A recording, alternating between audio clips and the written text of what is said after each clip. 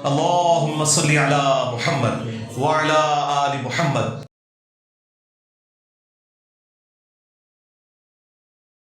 حضور صلی اللہ علیہ وآلہ وسلم کو پہلی وحی سے پہلے بھی علم ہو گیا تھا کہ آپ اللہ کے نبی ہیں، یا ورقہ ابن نوفل کے بتانے پر پتہ چلا؟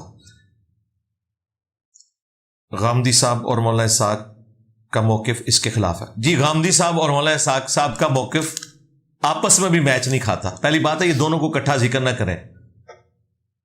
غامدی صاحب بخاری مسلم کی حدیث کے منکر ہیں، مولانا اسحاق صاحب منکر نہیں ہیں، لہذا یہ مکس نہ کریں۔ باقی جو مولانا اسحاق صاحب بیان کر رہے ہیں وہ وہی ہے جو بخاری مسلم میں لکھا ہوا ہے، لہذا کوئی مختلف نہیں موقف، وہی ہے۔ رہا یہ معاملہ کہ نبی علیہ السلام کو کیا پہلے پتا تھا؟ نبی صلی اللہ علیہ وآلہ وسلم کو اعلان نبوت سے پہلے چند ایک ایسے سمٹمز آنا شروع ہو گئے تھے جس سے آپ کو اس چیز کا معلوم چل گیا تھا، لیکن ڈیفینیٹلی اسی وقت پتا چلا جب آپ کے اوپر وحی نازل ہوئی۔ البتہ نبی اپنی پیدائش سے لے کر وفات تک اللہ تعالی کی حفاظت میں ہوتا ہے۔ اب یہ کہنا کہ نبی علیہ السلام کو شروع سے پتا تھا تو بھئی یہ تو قرآن کے خلاف ہے۔ قرآن میں واضح ہے ما کنت تدری ما الکتاب ولا الایمان، اس قرآن کے نزول سے پہلے نہ تو آپ کتاب کے بارے میں جانتے تھے نہ آپ ایمان کی تفسیرات کو جانتے تھے۔ اللہ نے اس قرآن کے ذریعے آپ کو اس اعلیٰ مرتبے پر پہنچایا۔ وَوَجَدَكَ ضَالًّا فَهَدَىٰ، اے محبوب ہم نے آپ کو اپنی محبت میں خود رفتہ پایا تو ہدایت کی اعلیٰ ترین منزل پر پہنچا دیا۔ تو یہ بات تو کلیئر کٹ ہے کہ نبی علیہ السلام کو پہلے معلوم نہیں تھا، لیکن اللہ کی حفاظت میں تھے۔ اعلان نبوت کے قریب کئی ایک سمٹمز آئے، جس طرح کہ نبی علیہ السلام کی مسلم شریف میں حدیث ہے میں اس پتھر کو بھی پہچانتا ہوں جو بعثت سے پہلے مجھے سلام کیا کرتا تھا۔ اب یہ بہت بڑا ایکسپیرینس تھا۔ اس طریقے سے 12 سال کی عمر میں نبی صلی اللہ علیہ وآلہ وسلم کا سینہ مبارک چاک کیا گیا، ایک ایکسٹراڈنری واقعہ آپ کے ساتھ پیش آیا، پھر آہستہ آہستہ اللہ تعالیٰ نے اس طرف مائل کیا۔ ویسے بھی لاجیکلی سپیکنگ ایک شخص کو یہ اذیت میں مبتلا کرنا ہے کہ اس شخص کو بچپن سے اپنے بارے میں پتا ہو کہ میں اللہ کا پیغمبر ہوں، اور وہ 40 سال یہ ساری شرک کی گمراہیاں اپنے سامنے دیکھتا رہے ہوتی بھی۔ آپ ایک ڈائنامک لائف گزار رہے تھے۔ اگر آپ کو پہلے سے اس چیز کا پتا ہوتا تو کوئی آپ کا کوئی خطبہ نوٹ ہوا ہو نا کہ آپ علیہ السلام نے 10 سال کی عمر میں خطبہ دیا کعبے میں کھڑے ہو گئے کہ لوگوں بتوں کی پوجا نہ کرو۔ پھر 40 سال تو بہت بڑی عمر ہے، 40 سال کی عمر میں جا کے بعثت ہوئی نا، اس سے پہلے تو آپ کی جوانی کی پوری عمر ہے، کہیں کوئی ایسی بات رپورٹ نہیں ہوئی۔ یہ جذباتی جملے ہیں۔ قرآن میں اللہ تعالیٰ نے سورۃ العنکبوت میں کہا کہ اس قرآن کے نزول سے پہلے نہ تو آپ کتاب میں سے کوئی چیز پڑھ سکتے تھے نہ اپنے دائیں ہاتھ سے لکھ سکتے تھے۔ اگر ایسا ہوتا تو یہ چیز لوگوں کو شک میں مبتلا کر دیتی کہ نبی علیہ السلام نے کسی سے کاپی کر لیا ہے۔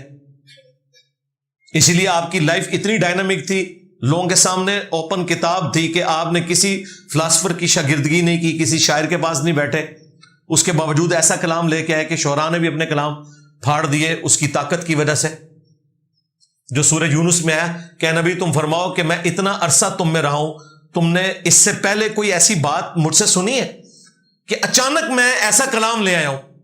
میری پاسٹ کی زندگی اس پر گواہ ہے کہ میرا کوئی ٹریک ریکارڈ ایسا نہیں ہے کہ میں اس طرح کا کلام بیان کر سکوں، سوائے اس کے کہ یہ اللہ تعالیٰ کی طرف سے نازل ہوا ہے۔ تو یہ سارے معاملات بالکل اپنی جگہ کلیئر ہیں۔ اسلام میں اہل کتاب کی عورتوں سے شادی کرنا کیسا ہے؟ اگر جائز ہے تو نکاح کیسے پڑھا جائے گا؟ ان کے طریقے پر یا اسلام کے طریقے پر؟ ظاہر اسلام کے طریقے پہ ہی پڑھا جائے گا، اور ویسے بھی کامن ہی چل رہا ہے سارے کا سارا معاملہ۔ کئی نان مسلم جوڑے جب مسلمان ہوئے نبی علیہ السلام نے تجدید نکاح ان کا نہیں کروایا، حق مہر کے عوض ایجاب و قبول گواہوں کی موجودگی میں یہ سب کے ہاں پایا جاتا ہے، یہی ایک طریقہ چل رہا ہے۔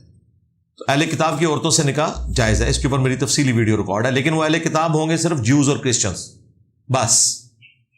باقی اگر کوئی کہتا ہے ہم الہامی مذہب کے ماننے والے ہیں، ہمارا مذہب بھی الہامی ہے، may be may not be, وہ تو ہندوؤں کے بارے میں بھی ہمارے استاد ڈاکٹر سرار صاحب کلیم کرتے تھے، پارسیوں کے بارے میں بھی ہے، لیکن یہ کبھی ڈاکٹر سرار صاحب نے کلیم نہیں کیا کہ ان کے ساتھ ان کی عورتوں کے ساتھ نکاح ہو سکتا ہے۔ وہ ڈیفینیٹ اہل کتاب جوز اور کرسچنز ہیں، خواہ وہ شرک بھی کرتے ہوں، تب بھی اللہ نے انہیں بینیفٹ دیا ہے کہ چونکہ الہامی مذہب کے ماننے والے ہیں، ان کی عورتوں سے نکاح ہو سکتا ہے، مردوں سے نہیں ان کے ہو سکتا، ہماری بچیوں کا عورتوں سے ہو سکتا ہے۔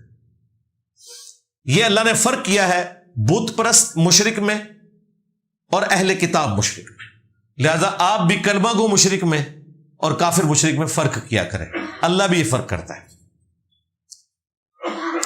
آئی پی پیز کے حوالے سے ابھی تک آپ کا موقف سننے کو نہیں ملا، زیادہ بلوں کی وجہ سے لوگ خودکشیاں کر رہے ہیں۔ انشاءاللہ تعالیٰ میں اس کے اوپر پوری ورکنگ کر رہا ہوں، ایک دفعہ ہی کروں گا، یہ اتنا آسان معاملہ بھی نہیں جو آپ کو بتایا جا رہا ہے، اس میں تو بڑی بڑی ہستیاں آ رہی ہیں، اور جن لوگوں کو جان بوجھ کے یہ گھسیٹ رہے ہیں وہ ان میں شامل بھی نہیں، ان میں سے کئی لوگ۔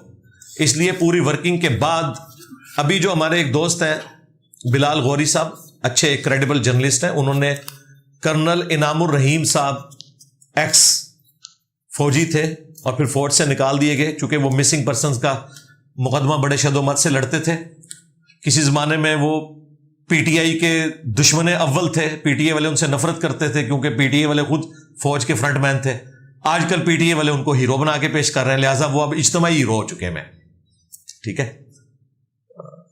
تو ان کے انٹرویوز 2 ریکارڈ ہوئے ہیں آئی پی پیز کے حوالے سے بلال غوری صاحب کے چینل کے اوپر، انہوں نے پوری ہسٹری بتائی ہے بے نظیر کے دور سے لے کر پھر نواز شریف صاحب کے دور، پھر مشرف صاحب کا جب دور آیا، اور اب اس کا سلوشن کیا ہے وہ سارا انہوں نے پیش کیا ہے، وہ آپ تفصیلاً ویلاگ دیکھیں پھر آپ کو پوری صورتحال کلیئر ہو جائے گی۔ رہ گیا جو ابھی جماعت اسلامی والے کر رہے ہیں، پورے اخلاص کے ساتھ کر رہے ہیں، لیکن یہ اتنا سادہ معاملہ نہیں ہے کہ اسے اس طریقے سے ریزالو کیا جا سکے۔ سلیم صافی صاحب نے بھی انٹرویو کیا ہے حافظ صاحب کا، حافظ صاحب وہ آپ والے نہیں، وہ جماعت اسلامی والے حافظ صاحب نعیم الرحمان صاحب کا، وہ آپ انٹرویو دیکھ لیں، اس میں بھی کافی ساری چیزیں سامنے آئی ہیں۔ یہ اتنا سادہ معاملہ نہیں ہے۔ رہا یہ معاملہ کہ بجلی کے بلوں کا، تو یقیناً اس میں تو کوئی دوسری رائے نہیں ہے، تو سارے کے ساری مہنگائی کی جو ماں ہے وہ یہ سارا بجلی کا ایشو ہے۔ اب اس کے اندر جس نے جو حصہ ڈالا ہوا ہے، تو میں اگر جنرل آپ کو ورڈکٹ دوں تو پاکستان کا کوئی پولیٹیشین اور کوئی فوجی ڈکٹیٹر اپنے آپ کو بری ذمہ نہیں کر سکتا، اس سے سارے کے سارے اس میں شامل ہیں۔ اس وقت جو گورنمنٹ میں ہے، اس وقت جو اپوزیشن میں ہے، سب کے سب شامل ہیں، اپنے اپنے دور میں سب نے لچ فرائی کیا ہوا ہے۔ جو آج ٹھیکیدار بنے ہوئے نا عوام کے مسائل کے، یہ اپنے دور حکومت میں خود رینیو کر چکے ہیں ان ٹھیکوں کو، لیکن ہوتا یہ ہے کہ ہر کوئی اپنی طرف کی پکچر پیش کرتا ہے، تو پوری پکچر جو ہے وہ انہوں نے پیش کی ہے، وہ آپ دیکھ لیں تو زیادہ بہتر ہے۔ اگر ایک فری لانسر آئی ٹی اور سیلز کی سروسز امریکن کمپنیز کو فراہم کرتا ہے، اور کمپنیز کی ڈیلنگ شراب، سور کا گوشت اور وغیرہ، اگر تو صرف یہی وہ ڈیلنگ کر رہے ہیں پھر آپ نہ پرووائڈ کریں، اگر حلال اور حرام مکس ہے پھر آپ ان کو سروسز پرووائڈ کر سکتے ہیں۔ یوز کے اعتبار سے وبال ان کے اوپر ہے، آپ کے اوپر نہیں ہے۔ اگر ایک امریکن بزنس اپنے سٹاف کو کرسمس اور دیگر کافروں کے تہواروں کا بونس دے تو کیا ایک مسلمان کے لیے اسے لینا جائز ہے؟ نہیں، مسلمان کیوں لے رہا ہے؟ اگر وہ یہ کہہ رہا ہے کہ میں سب کو دوں گا پھر تو آپ لے لیں، لیکن مسلمان یہ کہہ کے نہ لے کہ میں بھی کرسمس کا قائل ہوں، ہم تو نہیں قائل، سیدھی سی بات ہے۔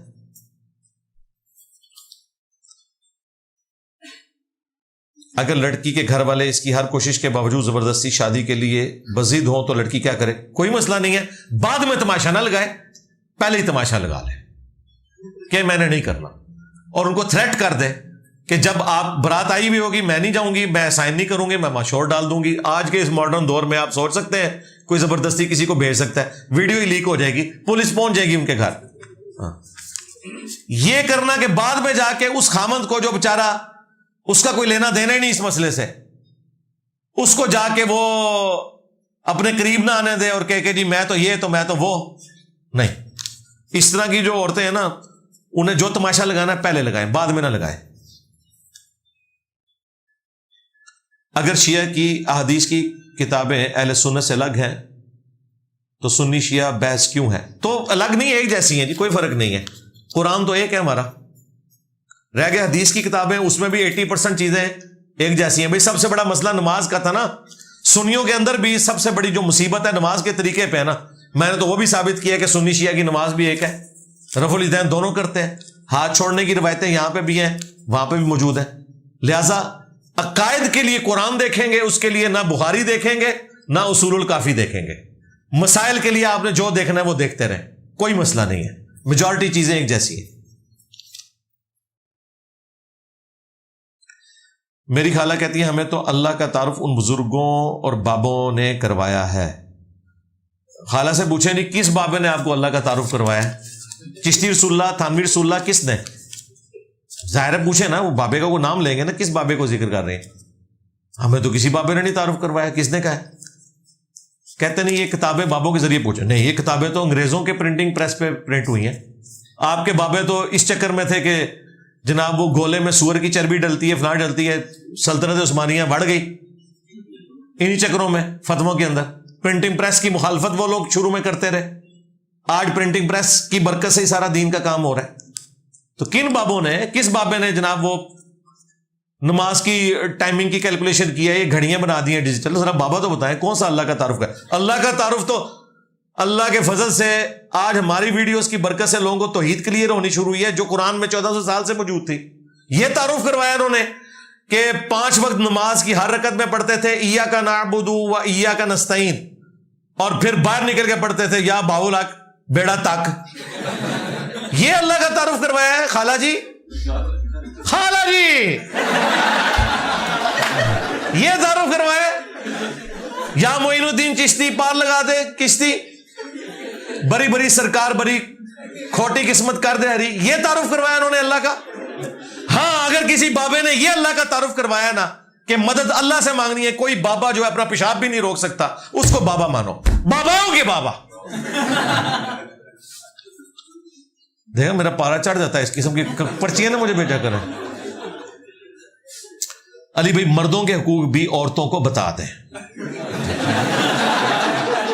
یہ بات ٹھیک لکھی، صحیح بات ہے۔ دیکھیں قرآن کی بھی سنت ہے کہ پسے ہوئے طبقے کو زیادہ ایڈریس کیا جاتا ہے۔ قرآن میں سورۃ النساء ہے، سورۃ الرجال کوئی نہیں ہے، عورتوں کے اوپر ہے، پسا ہوا طبقہ تھا، اس لیے ان کے حقوق بیان ہوئے۔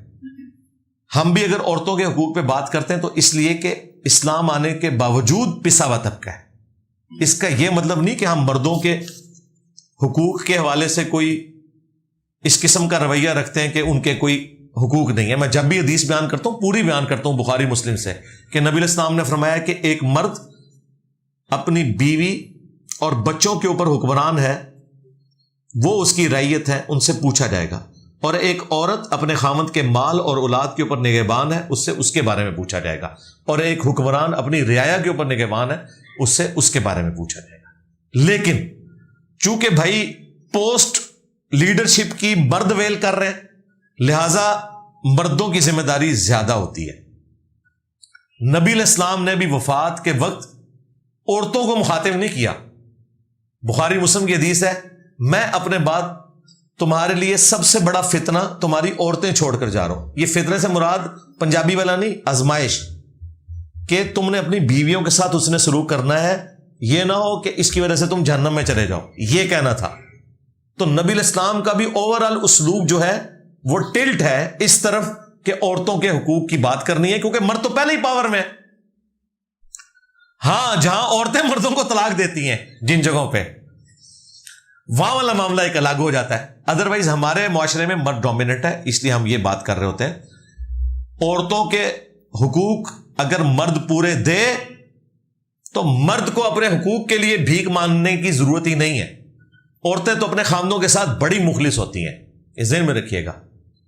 مرد ادھر ادھر ضرور منہ مارتے ہیں، عورت جب شادی کے بعد اپنے خامد کے پاس آتی ہے نا، کوئی لاکھوں میں ملینز میں کوئی بدکار عورت نکل آئے علیحدہ بات، ادروائز اوور آل عورتیں شریف النفس، اپنے مردوں کے ساتھ کمیٹڈ، اپنا گھر بسانا چاہتی ہیں، ان کے ماں باپ بھی ان کو یہی کہہ کے بھیجتے ہیں، ذہن میں رکھیے گا۔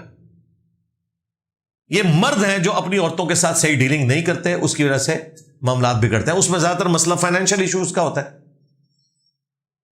پھر لڑائی بار کر کے آتے ہیں، غصہ اپنے بیوی بچوں پہ نکالتے ہیں۔ آپ اکثر مردوں کو دیکھیں گے باہر ان کے اخلاق کی مثال دی جاتی ہوگی، گھر ان سے بڑا کتا کوئی نہیں ہوگا. گھر والوں کے لیے کتے بنے ہوئے. حالانکہ حدیث شریف میں یہ ہے کہ سب سے بہتر وہ ہے جو اپنے گھر والوں کے لیے بہتر ہے. تو اس پرچی کے بعد بھی مجھے کوئی فرق نہیں پڑا. میں ابھی بھی اس موقف پہ ہوں کہ مرد اگر عورتوں کو حقوق دیں گے تو انشاءاللہ عورتیں بھی مردوں کے حقوق کا خیال رکھیں گی. یہ مردوں کی ذمہ داری ہے نا کہ عورتوں کو دین سکھائیں. جب دین سکھایا جائے گا تو اس میں پھر حدیث بتائی جائے گی نا کہ اگر میں سجدہ جائز سمجھتا تو بیویوں سے کہتا کہ اپنے خامدوں کو کریں اس حق کے سبب جو اللہ نے دیا ہے. یہ حدیث منوانے کے لیے آپ کو وہ ساری حدیثیں بھی تو ماننی پڑیں گی نا جو نبی علیہ السلام نے بیویوں کے بارے میں کہا کہ مسلم شریف میں حدیث ہے کوئی بھی اپنی مؤمنہ بیوی سے بغض نہ رکھے. مسلم شریف میں حدیث ہے دنیا برتنے کی جگہ ہے اور سب سے بہترین برتنے کی چیز نیک بیوی ہے. بخاری مسلم میں حدیث ہے نبی علیہ السلام نے فرمایا کہ عورت ٹیڑھی پسلی سے پیدا ہوئی ہے، اس سے نفع حاصل کرو، اسے سیدھا کرنے کی کوشش نہ کرو. یعنی جس طرح کی ہے اس نے ایکسپٹ کرو. اگر اسے سیدھا کرنے کی کوشش کرو گے تو توڑ بیٹھو گے اور اسے توڑنا اسے طلاق دینا ہے.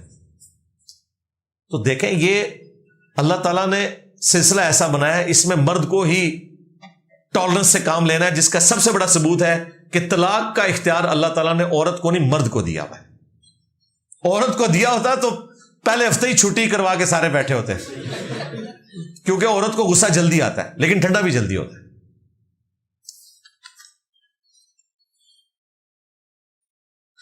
آپ کی ایک ویڈیو میں آپ نے حضرت عائشہ کو حضرت علی کی خلافت کا واقعہ کہا تھا، اس کی وضاحت کریں. وضاحت کیا کرنی ہے آپ کو نہیں پتا؟ جو گورنمنٹ کے خلاف کھڑا ہو اسے پولیٹیکل ٹرم میں باغی کہا جاتا ہے. اس میں کون سی ایسی بات ہے؟ سب کا مشترکہ عقیدہ ہے. اہل حدیث کو زیادہ تکلیف ہوئی تھی وہ اپنے شارحین کی شرح پڑھ کے دیکھ لیں سید داؤد راز صاحب کی کہ جنگ جمل، صفین، نہروان تینوں میں جو لوگ کھڑے ہوئے وہ خلافت راشدہ کے باغی تھے. اس باغی کا مطلب کوئی دین کا باغی ہونا نہیں ہے، اسلام سے نکل جانا نہیں ہے. پولیٹیکل ٹرم میں جو حکومت وقت کے خلاف کھڑا ہوتا ہے اس کے لیے باغی کی ٹرم استعمال ہوتی ہے. یہ ٹرم کے طور پہ ہے، یہ کوئی گالی نہیں ہے، نہ اس کی وجہ سے کوئی اسلام سے نکل جاتا ہے. یہ ذہن میں رکھیے گا.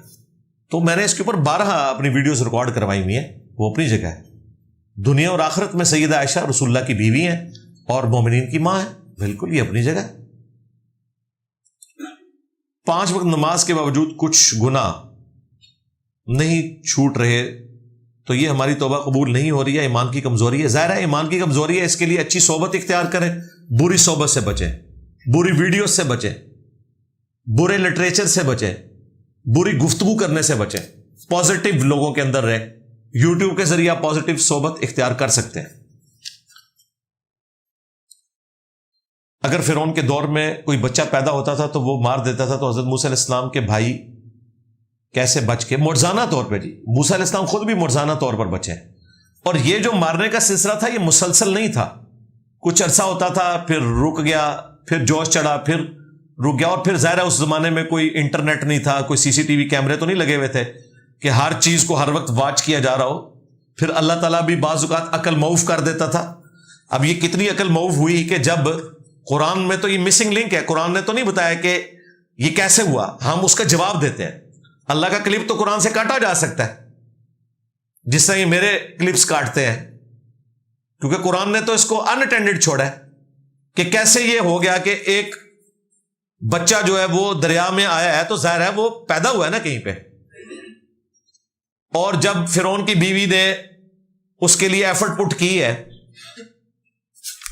اور فرعون ایگری کر گیا اور وہاں پہ حضرت موسیٰ علیہ السلام کی سسٹر پہنچ گئی کہ میں ایسے گھر کو جانتی ہوں جہاں کا یہ دودھ پی لے گا. اس وقت بھی فرعون کا خیال نہیں گیا کہ بھئی یہ جو عورت ہے جس کا دودھ اترا ہوا ہے اس کا جو بچہ پیدا ہوا ہے وہ کدھر ہے. اس زمانے میں تو ٹیکے نہیں ہوتے تھے نا کہ کوئی عورت دودھ اتار سکے. دودھ اسی وقت عورت کا اترتا ہے جب وہ کسی بچے کو دودھ پلا رہی ہوتی ہے اور ظاہر پریگنینسی کے بعد دودھ اترتا ہے. تو فرعون کا دماغ اس طرف نہیں گیا کہ اس کا اگر عورت کا دودھ اترا ہوا ہے تو وہ بچہ کدھر ہے جس کی وجہ سے دودھ اترا ہے. ٹیکنیکلی سپیکنگ اگر آج یہ معاملہ ہو اللہ تعالیٰ عقل معاف نہ کرے تو موسیٰ علیہ السلام کی والدہ نے پکڑے جانا تھا. تو اس کا مطلب ہے یہ معجزانہ طور پہ ہوا ہے کہ اس کا دماغ اس طرف گیا ہی نہیں. البتہ ایک کامن سینس تھی کہ بھئی دودھ بھی اسی کا پی رہا جا کے تو اس کا اپنا بچہ کدھر گیا. تو یہ فوراً مسنگ لنک تھا یہ مسئلہ تو پنجاب پولیس نے بھی حل کر دینا تھا، تو کیوں نہیں حل ہوا؟ اللہ نے پردہ ڈال دیا، بس یہ جواب ہے اس چیز کا. ٹھیک ہو گیا؟ جس طرح آپ دیکھیں نبی علیہ السلام ہجرت کی رات باہر پیرا ہے، تلوار لے کے سارے قبیلوں کے لوگ کھڑے ہیں کہ حضور نکلیں گے ہم قتل کر دیں گے. آپ علیہ السلام انہی میں سے نکل کے چلے گئے، آنکھوں پہ پردہ اللہ نے ڈال دیا. حضرت علی علیہ السلام کو اپنے بستر پہ لٹایا، وہ تو بعد میں جب انہوں نے دیکھا وہ پریشان ہو گئے، نبی علیہ السلام تو وہاں سے جا چکے تھے. تو یہ معجزانہ طور پہ ایسے ہوتا ہے، فزیکلی اس کی کوئی ریزن بیان نہیں کی جا سکتی. معجزے کو فزیکلی ثابت کرنا یہ سائنس پہ بھی ظلم ڈھانا ہے اور اسلام میں بھی بدعقیدگی ہے. جو ایک فرنٹ مین کرنے کی کوشش کر رہا تھا غزالی کے جھوٹے عقیدے کے دفاع کے لیے، تو دیکھیں وہ ایک عورت نے آ کے نا اس فرنٹ مین کے ساتھ کیا کیا. اور یہ میں کوئی عورت کے جینڈر کی تحقیر کے طور پہ نہیں کر رہا.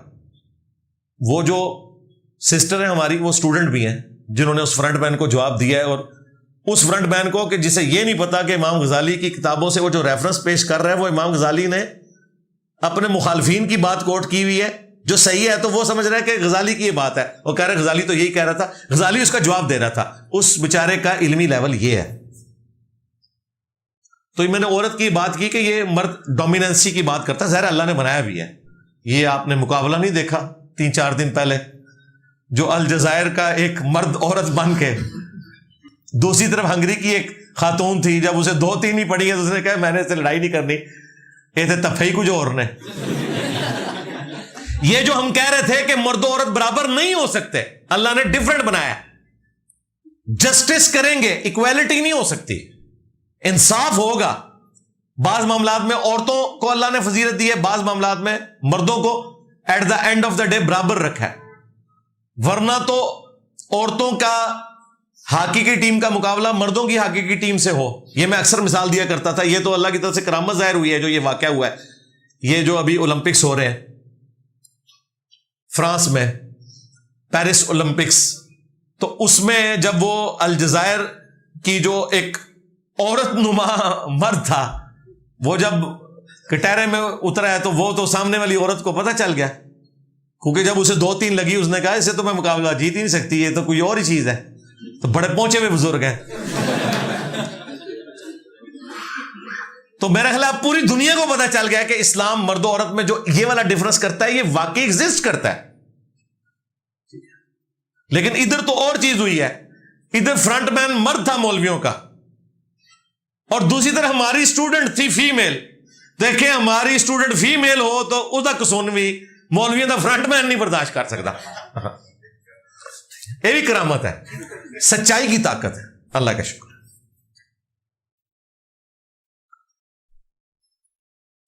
کیا بینک میں آپریشن ڈپارٹمنٹ یا کسی بھی ڈپارٹمنٹ میں جاب جائز ہے؟ دیکھیں اسلامک بینکنگ میں جاب کریں، دوسرے بینک کی جابز کو اوائڈ کریں. ہاں اگر آپ کو کوئی اور جاب نہیں مل رہی فی الوقت، یہ ملتی ہے ایکسپیرینس کے طور پہ، کنٹینیو کریں، جیسے ہی دوسری جاب ملے پھر چھوڑ دیں. باقی بچنے میں عافیت ہے.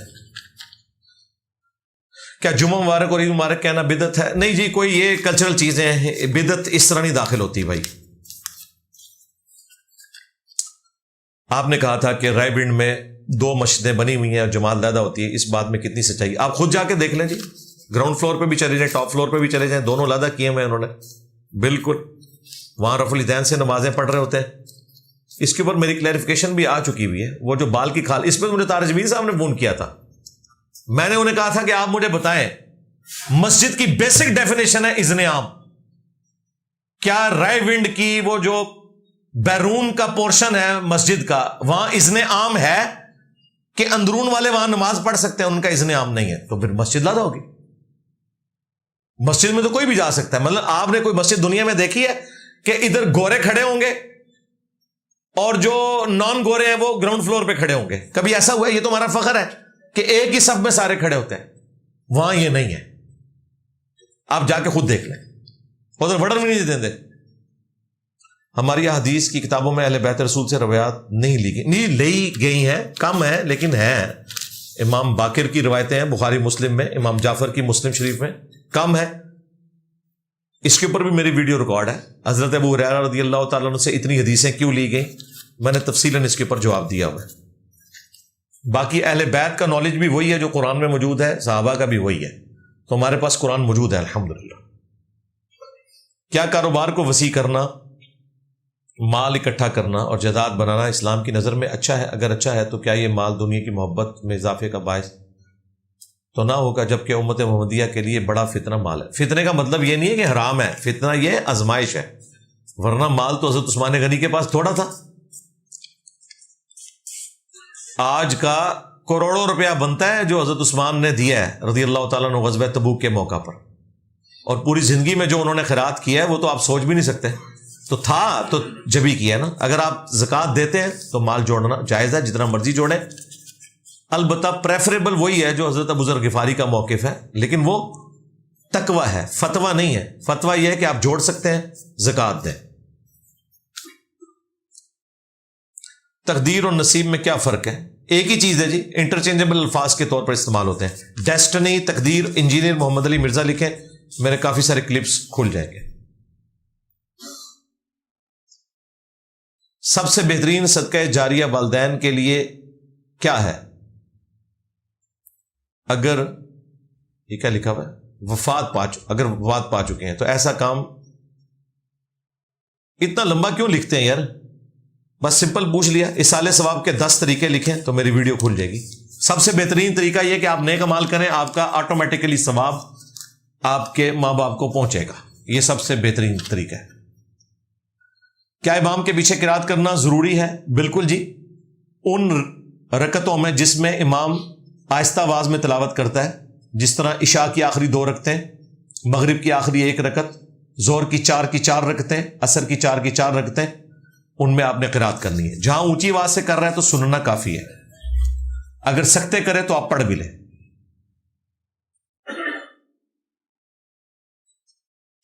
علماء حضرات دین کو صحیح سے بیان کیوں نہیں کرتے؟ انہیں آتا ہی نہیں ہے تو کہاں سے بیان کریں؟ وہ تو فرقوں کا دین لے کے چل رہے ہیں، اور جسے آتا ہے وہ ڈرتا ہے بیان کرتے ہوئے کہ اگر میں نے کوئی ایسی بات کر دی تو مسجد کمیٹی مجھے فارغ کر دے گی، یہ تو تم نے وہابیوں والی باتیں شروع کر دی ہیں، یہ تم نے بریلویوں والی باتیں شروع کر دی ہیں، یہ تم نے شیعہ والی باتیں شروع کر دی ہیں۔ یہ وجہ نہیں، اور کوئی وجہ نہیں۔ میرا ایک بریلوی دوست ہے، وہ کہتا ہے کہ قیامت والے دن اللہ ہوگا تو آپ تو صرف اللہ والے ہو، تو اس وقت حضرت محمد صلی اللہ علیہ وسلم کے پاس کیوں جاؤ گے؟ ڈائریکٹ اللہ کے پاس جاؤ۔ نہیں تو آپ کو کس نے کہا ہے کہ نبی علیہ السلام دنیا میں موجود ہوں اور ہمارے سامنے ہوں تو ہم رسول اللہ کو چھوڑ کے اللہ تک جائیں گے؟ یہ تو ہمارا عقیدہ ہی نہیں ہے۔ تم جاؤ نا عبد القادر جیلانی جو وچ پہ گیا ہے، وہ کول جاؤ نا۔ ہاں تم جاؤ اپنے بابوں کے پاس جن کے ناموں کے تم لوگ کلمے پڑھتے ہو، ان کا دفاع کرتے ہو، ان کی تقلید کرتے ہو۔ ہمارے پلے تو ہے ہی یہ چیز ہے، ہمارا تو جھگڑے ہی ہے، میرا بھی سا ہے ہی کوئی نہیں، تیرے بابے تے شاہی کوئی نہیں، یہ میرا تو ہم نے مارنا ہے تمہیں۔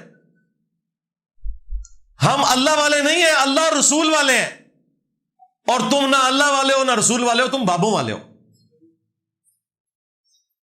تو نبی علیہ السلام جب سامنے موجود ہوں گے، آپ علیہ السلام کے سامنے مقدمہ جائے گا۔ بخاری مسلم میں ہے، نبی علیہ السلام کے مبارک زمانے میں جب بارش نہیں ہوتی تھی، صحابہ کرام آپ سے دعا کرواتے تھے، لیکن بخاری میں یہ ہے 1010 نمبر حدیث، 1010 نمبر حدیث، حضرت عمر کہتے ہیں انا کننا نتوسل الیک بنبینا، اے اللہ پہلے تیرے نبی کے وسیلے سے تیری طرف متوجہ ہوتے تھے، اب ہم تیرے نبی کے چچا کو لے کے ہیں، ان کی دعا کی برکت سے بارش نازل فرما۔ تو کیا حضرت عمر کے لیے مشکل تھا کہ وہ قبر رسول پہ جا کے رسول اللہ سے کہتے یا رسول اللہ آپ دعا کرو؟ انہیں پتا تھا کہ امت نے اس کو غلط رنگ دے دینا اس بات کو، اور نہ یہ نبی علیہ السلام نے تعلیم فرمایا قبر رسول سے مانگنا۔ میری ایک تفصیلی ویڈیو ہے، آپ دیکھیں۔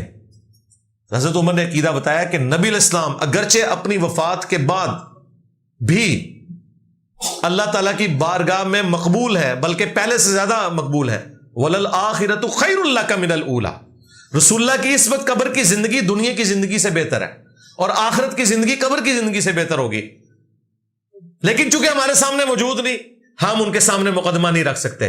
قیامت والے دن نبی علیہ السلام سامنے موجود ہوں گے، یہ تو قرآن میں حکم ہے، وَتَعَاوَنُوا عَلَى الْبِرِّ وَالتَّقْوَى وَلَا تَعَاوَنُوا عَلَى الْإِثْمِ وَالْعُدْوَانِ۔ جب حضور سامنے ہوں گے، سارے مسئلے حضور کے سامنے پیش ہوں گے، تو سی دسو کہ تواڈے بابے کتنے ہون گے؟ ہاں تو تم لوگوں نے تو بابوں کے پاس جانا ہے، نبی علیہ السلام سے تمہارا کیا لینا دینا؟ ان کے پاس جاؤ۔ جو کہتے ہیں نہیں 70 دفعہ وعدہ لیا ہے کہ میرا کوئی مرید بھی اس وقت تک میں جنت میں نہیں جاؤں گا جب تک سارے مرید نہ سال دے جاؤں. ٹھیک ہے. اگر نبی الاسلام صحابہ کرام نے کبھی بغیر رفع دین کی نماز نہیں پڑھی تو بغیر رفع دین کی نماز پڑھنا بدعت کیوں نہیں ہے؟ بالکل جی، ان لوگوں کے حق میں بدعت ہے جو اس کا مذاق اڑا رہے ہیں، اور جو یہ سمجھتے ہیں یہ صرف سنت ہے ہم اسے چھوڑ بھی سکتے ہیں، ان کو ہم ترغیب دلاتے ہیں. جو یہ کہتے ہیں منسوخ ہو گیا، یہ مکھیاں مارنا ہے، تو ان کی نماز کو ہم بدعتیوں والی نماز ہی کہتے ہیں جو اس سنت کا مذاق اڑا رہے ہیں. بلکہ امام بخاری نے تو لکھا ہے ان لوگوں پہ اللہ کا عذاب نہ آ جائے، انہیں ڈرنا چاہیے جو یہ سنت کا مذاق اڑا رہے ہیں. اگر ایک حدیث کو ایک محدث صحیح کہتے ہیں دوسرا محدث ضعیف، تو کس کی بات مانی جائے؟ اس کی بات مانی جائے جو قرآن بخاری مسلم کی احادیث میں فٹ ان بیٹھتی ہو. ٹچ سٹون وہ ہیں، اس طرح کر لیا کریں. ہم تو ایسے ہی کرتے ہیں. کیا ایک عام آدمی جس کو دین کا زیادہ فہم نہ ہو وہ تقلید کر سکتا ہے؟ کم فہم ہو زیادہ فہم ہو، تقلید تو کرنا ہی حرام ہے. تقلید یہ ہے کہ بغیر دلیل کے کسی کی بات ماننا. دلیل کے ساتھ مانیں گے کوئی تقلید نہیں ہے، وہ آپ جس کی مرضی کریں، وہ تقلید ہے ہی نہیں. آج مجھے بتائیں، امام حنیفہ بتا رہے ہیں آپ کو ملک بینک کا مسئلہ، بلڈ بینک کا مسئلہ، ٹرین میں نماز کا مسئلہ، یا مفتی تقی عثمانی اور مفتی منیب بتا رہے ہیں. تو حنفیوں اپنے آپ کو منیبی اور عثمانوی کہا کرو نا. حنفی کو کہتے ہو، مسئلے ان کے مان رہے ہو. وہ کہتے ہیں نہیں، جدید مسائل میں اجتہاد کا دروازہ قیامت تک کھلا ہے. یہی تو ہم کہہ رہے ہیں کہ اجتہاد فکس نہیں ہوا 4 بندوں کے اوپر. تقلید کو انہوں نے پریکٹیکلی خود چھوڑ دیا ہوا ہے، اور جہاں ان کے زنانیہ کا مسئلہ آنا جو ہوتے تھے ویسے ہی چھوڑ چکے تھے. فقہ حنفی میں تو آپ کو پتا ہے کہ امام حنیفہ نے کہا کہ 90 سال بلکہ 120 سال تک انتظار کرے گی عورت جدھر خاوند گھوم گیا ہے. ادھر انہوں نے امام مالک کے اوپر فتویٰ دیا ہوا ہے، شری تھانوی نے بھی. جیسے ہی عورتوں میں مسئلہ آتا ہے فوراً اس طرف چلے جاتے ہیں.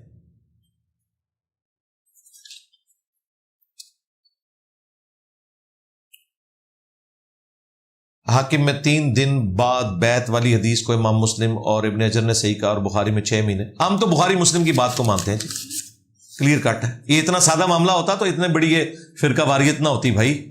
قرائن بتا رہے ہیں کہ وہی کچھ ہوا ہے جو بخاری مسلم میں لکھا ہوا ہے، 6 مہینے والا مسئلہ. تاریخی روایات کے صحیح ہونے کی تصدیق کیسے کی جائے؟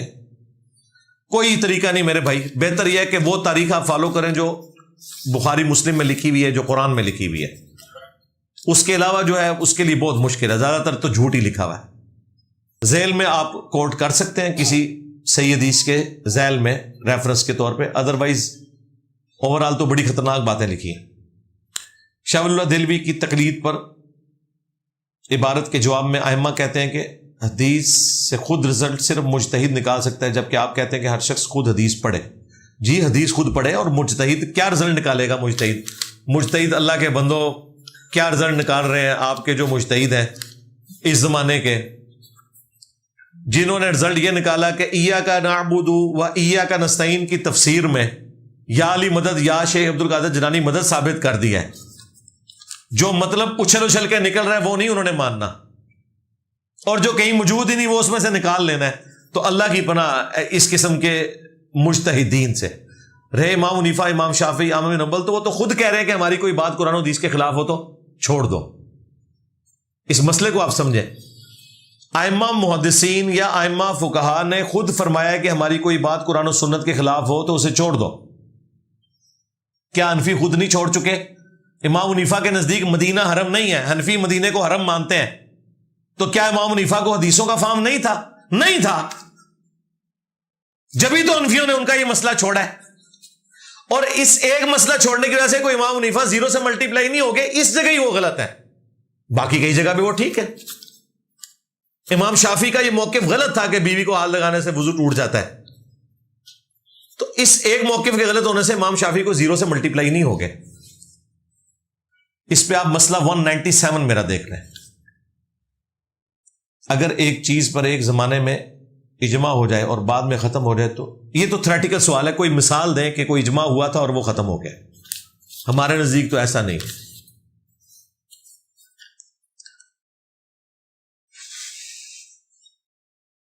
ویڈیو کیمرے کا اگر مسئلہ تھا اجماع کوئی نہیں ہوا تھا. اس زمانے میں بھی مولانا مودودی ویڈیو کیمرے کو درست سمجھتے تھے. علماء عرب سارے کے سارے کہتے تھے ویڈیو کیمرہ درست ہے.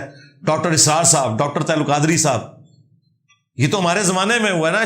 شکر ہے یہ اکثر بندے زندہ ہیں یا اپنی ویڈیوز میں زندہ ہیں جنہوں نے اس کے اوپر کامنٹس کیے ہیں. یہ کوئی پرانے زمانے کا مسئلہ نہیں ہے, یہ پچھلی صدی کا مسئلہ ہے. اس زمانے میں ہی آپ کے سامنے کوئی اجماع نہیں ہوا تھا ویڈیو کیمرے کے حرام ہونے پہ. ہاں میجورٹی لوگ اسے حرام کہتے تھے جو آج کیمرے کے بغیر سٹارٹ نہیں ہوتے, باپا جانی. لیکن 100% اجماع کوئی نہیں ہوا تھا. بڑے علماء اس وقت بھی اس کو غلط ہی سمجھتے تھے جن لوگوں نے یہ فتوے دے دیے کہ ویڈیو کیمرہ جو ہے یہ بت پرستی ہے. نکاح کے دوران اگر وکیل لفظ نکاح دوران ایجاب و قبول اگر نہ کہے تو کیا نکاح ہو جائے گا؟ تو پھر اسے کرن کے بیٹھا ہے یارو, کیا کہ طلاق کا لفظ بولا اس نے نکاح کی جگہ, نکاح ہی کرنے بیٹھا ہے نا, پھر کیا اسے بولے ایسا, نکاح ہی رہ گئے تھے. ٹھیک ہے تو کوئی نہیں, اس طرح نکاح تو نہیں ہوتا بھائی. کیا مالک اشتر عثمان کو قتل کرنے والی جماعت میں شریک نہیں تھے؟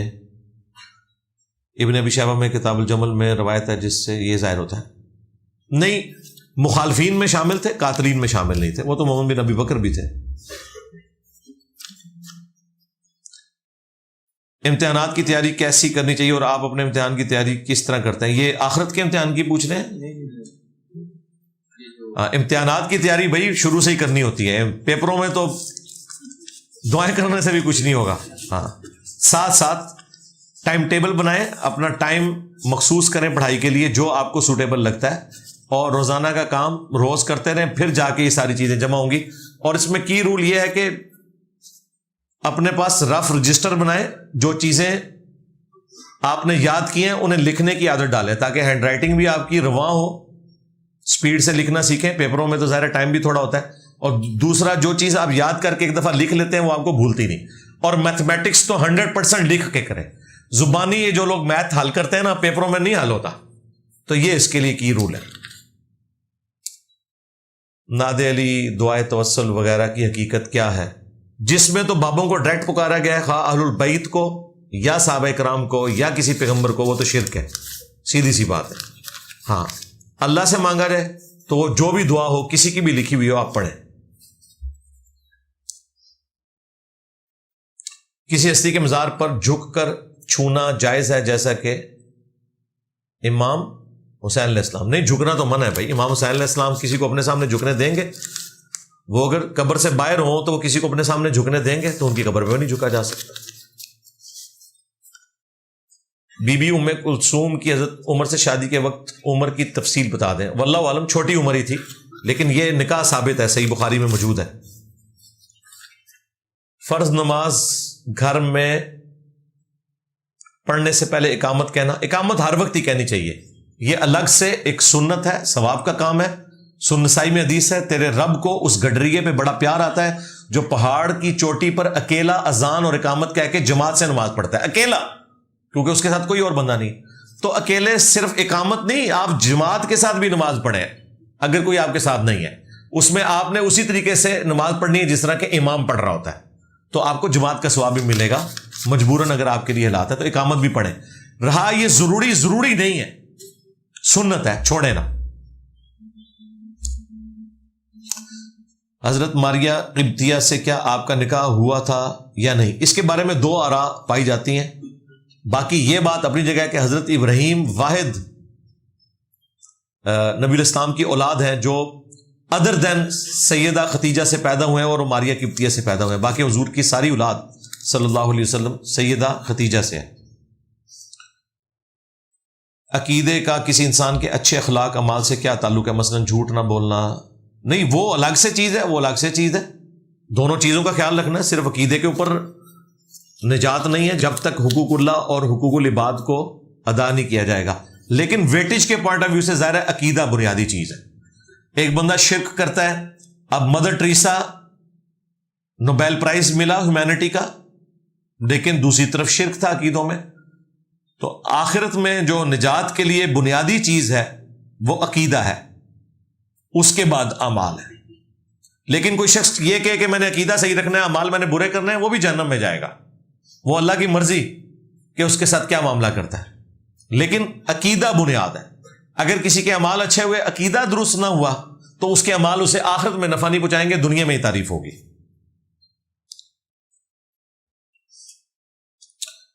جدید دنیا جو مادیت سے لبریز ہے، اس میں دین مذہب کی کیا افادیت ہے؟ وہی افادیت ہے جو ہم پیش کر رہے ہیں.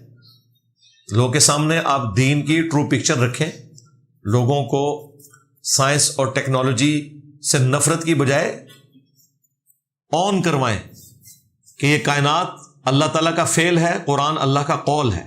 اللہ کے قول اور فعل میں کوئی تضاد نہیں ہے. قرآن حکیم میں 1000 سے زیادہ آیات فزیکل فینومینا آف نیچر پہ ہیں. قانون قدرت جو دنیا میں اللہ کے چل رہے ہیں، ہواؤں کا چلنا، بارش کا برسنا، کھیتیوں کا اگنا، ان کا خوراک بنانا، انسانوں کی زندگی اس پہ ڈپینڈنٹ ہونا، سورج چاند ستاروں کو اللہ نے کام میں لگایا. یہ ساری کی ساری چیزیں اللہ تعالیٰ کی قدرت کی نشانی ہے، یہ کوئی الگ چیز نہیں ہے. ہاں، اگر کوئی شخص انہی میں گم ہو جائے اور ان کے کریٹر کی طرف توجہ نہ کرے، وہ مادیت ہے. ایک شخص کروکوڈائل کے اوپر 40 سال لگائے اور پوری زندگی اس پہ لگا دے کہ اس کی فلاں کوالٹی کیوں ہے، اس کی فلاں کوالٹی میں کون سی ایسی یونیکنیس ہے جو دوسرے میں نہیں ہے، لیکن اس کے پیدا کرنے والے کی طرف توجہ نہ جائے. یہ ہے مادیت. یہ وہ دجالی سسٹم ہے جس نے صرف ایک آنکھ کھولی ہوئی ہے مادے کی، اور روحانیت کی آنکھ نہیں ہے. ریویلڈ نالج، ایکوائرڈ نالج دونوں کو لے کے چل رہا ہے. قضا نماز ہوتی ہے، اس کی کیا حقیقت ہے؟ جو ساتھ ساتھ توبہ کرنے کے بعد نمازیں چھوٹ رہی ہیں، وہ آپ نے ساتھ ساتھ پڑھنی ہے. بخاری مسلم میں حدیث ہے، کوئی شخص بھول جائے یا سویا رہ جائے، جیسے ہی اسے یاد آئے یا وہ جاگے، وہ نماز پڑھ لے. اس کے لیے اس نماز کا ٹائم وہی ہے. ہاں، توبہ کرنے سے پہلے جو کئی سالوں کی نمازیں چھوٹی، ان پہ توبہ کافی ہے. ساتھ ساتھ آپ جو چھوٹیں گی وہ آپ نے پڑھنی ہے. غزوہ تبوک کے بارے میں مکمل احادیث اور قرآن کی روشنی میں مطالعہ کہاں سے کیا جائے؟ ہماری ویڈیو سے کیا جائے. غزوہ تبوک لکھیں، تفصیلاً میں نے ہر چیز بیان کی ہوئی ہے. سورہ التوبہ کی تفسیر میری پوری قرآن کی ریکارڈ ہوئی ہے. وہ غزوہ تبوک کی لائیو کمنٹری ہے. وہ قرآن کلاسز میں آپ دیکھ لیں، ایک ایک چیز میں نے بیان کی ہے. وہ آپ کو کہیں بھی نہیں ملنی میرے بھائی. وہ مفسرین بھی ڈرتے ہیں وہ باتیں لکھتے ہوئے. سورہ التوبہ قرآن کی مشکل ترین سورت ہے، کیونکہ اس میں اگر آپ ٹروتھ ریویل کریں گے، پھر کئی چیزیں آپ کو شیعہ والی بھی ماننی پڑیں گی. جہاں شیعہ نے غلو کیا وہ الگ بات، لیکن جو ان کا مقدمہ تھا کہ حضور کے ساتھیوں میں کتنے لوگ ایسے تھے جو غزوہ تبوک میں بھی حضور کے ساتھ صحابی بن کے گئے، لیکن وہ منافق تھے اور انہوں نے واپسی پہ آپ پہ قاتلانہ حملہ بھی کیا. اب یہ ساری وہ باتیں ہیں جو سنی نہیں کر سکتے. میں نے ایک ایک چیز کھول کے بیان کی ہے. جہاں شیعہ نے غلو کیا وہ بھی بتایا، جہاں اہل سنت نے ڈنڈی ماری وہ بھی بتائیے، تو وہ آپ دیکھ لیں. علی بھائی، آپ کو کبھی کسی نے پھکی دی؟ مجھے اکثر پھکیاں ملتی ہیں اپنے اسٹوڈنٹس کی طرف سے، اپنی بیوی کی طرف سے، اپنے بچوں کی طرف سے، لیکن وہ پھکیاں وہی ہوتی ہیں جو میں نے ان کے ہاتھ میں دی ہوتی ہیں.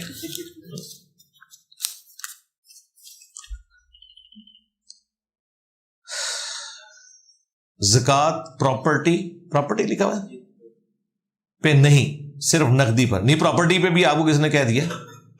انڈونیشیا والے کہتے ہیں. بھائی انڈونیشیا والوں کو نہیں ماننا آپ نے، مکہ مدینے سے ہماری کتابیں آئی ہوئی ہیں، وہاں سے ہمارا دین آیا ہوا ہے. اگر یہ رول مان لیا جائے تو ٹھیک ہے، پھر آپ گولڈ بیچ کے پراپرٹی خرید لیں. دنیا کے سارے مسلمان پھر گولڈ بیچ دیں، پراپرٹی خریدیں اور زکوٰۃ کے سسٹم کو ہی ختم کر دیں. زکوٰۃ کنز کے اوپر ہے، جو قرآن میں آئی نا چیز، کنز، جو مال جوڑا جاتا ہے. وہ سونے کی شکل میں بھی ہو سکتا ہے، چاندی کی شکل میں بھی ہو سکتا ہے، پراپرٹی کی شکل میں بھی ہو سکتا ہے، مال تجارت کی شکل میں بھی ہو سکتا ہے. البتہ جو چیز آپ کے استعمال میں ہے اس کے اوپر اللہ تعالیٰ نے زکوٰۃ ختم کر دی ہے. گاڑی جتنی مرضی مہنگی رکھیں، گھڑی جتنی مرضی مہنگی پہنیں، مکان جتنا مرضی مہنگا ہو، کوئی زکوٰۃ نہیں ہے. لیکن جو ضروریات اصلیہ سے ہٹ کے آپ نے چیزیں رکھی ہوئی ہیں ان کے اوپر آپ نے زکوٰۃ دینی ہے، چاہے وہ گولڈ کی فارم میں ہو، نقدی کی فارم میں ہو، پلاٹس کی فارم میں. البتہ جو زرعی زمین ہے جس کے اوپر آپ کاشتکاری کرتے ہیں، اس کی زمین کے اوپر زکوٰۃ نہیں ہے، لیکن اس کے اوپر عشر ہے. جو زکات سے بھی 4 گنا ہے اس کی کھیتی کے اوپر. اس کے لیے بھی تھریش ہولڈ پوائنٹ ہے آلموسٹ 750 کلو. اس کے اوپر زکات کے قدیم اور جدید فقہی احکام مسائل میری ویڈیو دیکھ لیں. کیا عشاء کی نماز بغیر وطر کے ہو جائے گی؟ ظاہر ہے عشاء کی نماز الگ سے ہے، وطر الگ سے ایک عبادت ہے، لیکن وطر کے بارے میں تاکیدن حضرت علی کا قول ہے جامع ترمذی میں، سنن دارمی میں، کہ وطر سنت ہے لیکن اسے مت چھوڑو.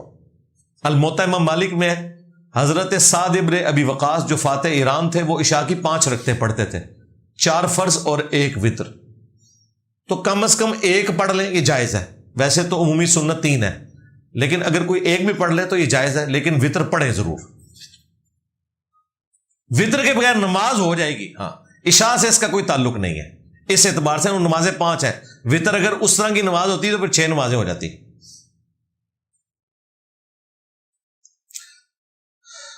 سونار کی دکانوں پر اکثر لکھا ہوتا ہے سونے کی خرید و فروخت شرعی کی جاتی ہے، اس سے کیا مراد ہے؟ انہی سے جا کے پوچھیں کہ وہ کس کو شرعی کہہ رہے ہیں، کس کو غیر شرعی کہہ رہے ہیں. یہ انہی سے پوچھیں، وہ آپ کو کلیئر کٹ بتا دیں گے. میں نے اس کے اوپر ویڈیو ریکارڈ کرائی ہوئی ہے، وہ تفصیلاً ایک چیز ہے. آپ گولڈ اور انجینئر محمد علی مرزا لکھیں تو ویڈیو کھل جائے گی. اس میں کئی چیزیں جو عوام الناس غلط سمجھ رہی ہوتی ہے وہ غلط بھی نہیں ہوتی ہیں. مثلاً یہ جو کاٹی جاتی ہے وہ درستی ہوتی ہے. اس کی وجہ یہ ہے کہ 24 کیرٹ سونا آپ کو نہیں بنا کے دیتے. وہ آپ نے دیکھا کہ سونے کا ریٹ لکھا ہوتا ہے، اسی ریٹ کے مطابق وہ آپ کو زیور بنا کے دیتے ہیں، حالانکہ وہ ریٹ تو سونے کا ہوتا ہے، زیور کا تو نہیں ہوتا. زیور پہ تو اتنی محنت ہوئی ہے، اتنی مزدوری دی ہے انہوں نے زیور بنانے والے کو. ہونا تو چاہیے کہ سونے کی قیمت لادہ سے چارج کریں آپ کو، اور زیور کے اوپر جو ان کی ایفرٹ پٹ ہوئی ہے اس کو ایک شکل دی ہے نا.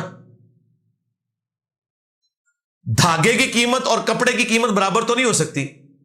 دھاگا کپڑے تک پہنچتے ہوئے کتنے مراحل سے گزرا ہے. اس طرح گولڈ جیولری بننے تک کئی مراحل سے گزرتا ہے. لیکن حیران کن بات ہے، جب آپ 1 تولے کا سیٹ لیتے ہیں، 2 تولے کا کوئی سیٹ لیتے ہیں، تو 2 تولہ جو قیمت اس دن گولڈ کی ہوتی ہے وہ چارج کرتے ہیں، اس کی مزدوری وہ چارج ہی نہیں کرتے. کیوں؟ اس لیے کہ وہ جو قیمت ہوتی ہے وہ 24 کیرٹ سونے کی ہوتی ہے. زیور بنتا ہے 22 کیرٹ سونے سے، 24 کیرٹ سے نہیں بنتا. وہ جو 2 کیرٹ کا وہ ایڈوانٹیج لیتے ہیں نا، وہ بیسیکلی وہ مزدوری ہے جو آپ سے چارج کر لیتے ہیں. آپ کو پیور گولڈ کا وہ زیور نہیں بنا کے دیتے، نہ اس کا وہ بن سکتا ہے، ورنہ وہ کافی نرم ہو جاتا ہے. تو وہ جو ایڈوانٹیج ہوتا ہے وہ مزدوری میں کور ہو جاتا ہے. وہ تولے کے پیچھے کئی ہزار کی مزدوری بنتی ہے، وہ آلریڈی اس میں کور ہو جاتی ہے. اس لیے اب جب آپ واپس بیچنے جائیں گے تو جو سونا آپ بیچ رہے ہیں وہ 24 کیرٹ تو ہے ہی نہیں، وہ 22 کیرٹ ہے.